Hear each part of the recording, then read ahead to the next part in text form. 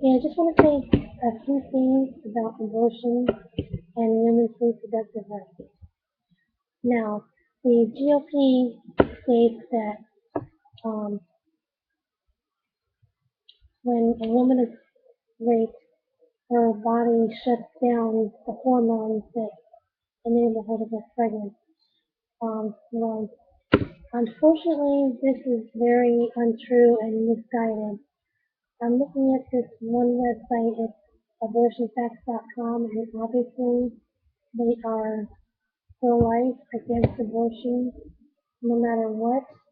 And one of the questions is, what about cases of rape and incest? The answer on that one is pregnancy from rape is extremely rare. As for legalizing abortion, rape and incest are nothing more than emotional screams used by those profiting from abortion. Um, Another question here on this site is, how can a girl give up her own baby for adoption and go through life never knowing what is happening to her child? And the answer on that one um, seems to make people feel guilty about choosing abortion. The answer is, which is better to remember, I gave my baby life, and because I loved him, I gave him into the arms of a loving couple. Or to remember, I selfishly ended my baby's life. My opinion on that statement is, what about the selfish rapist that caused the woman to get pregnant in the first place?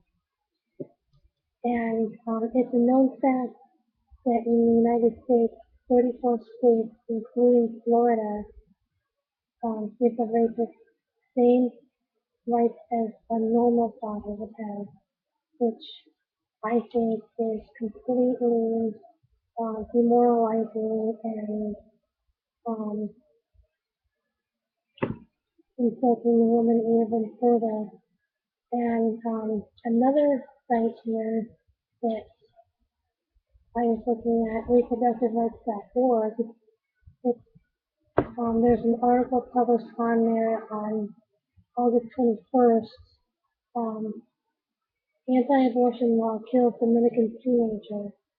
The Dominican Republic's constitution holds that the right to life begins at conception. Last week, that law caused the death of a teenager in the Dominican Republic. Um, Dr. Antonio Cabrera, the legal representative for Steno Hospital in Santo Domingo, told CNN that a 16-year-old teenager died from complications from acute leukemia. The girl was 9 weeks pregnant when she was diagnosed with the disease.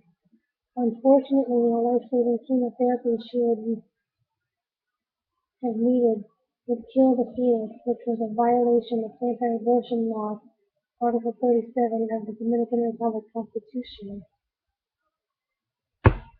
Doctors withheld treatment for 20 days following the law before government intervened.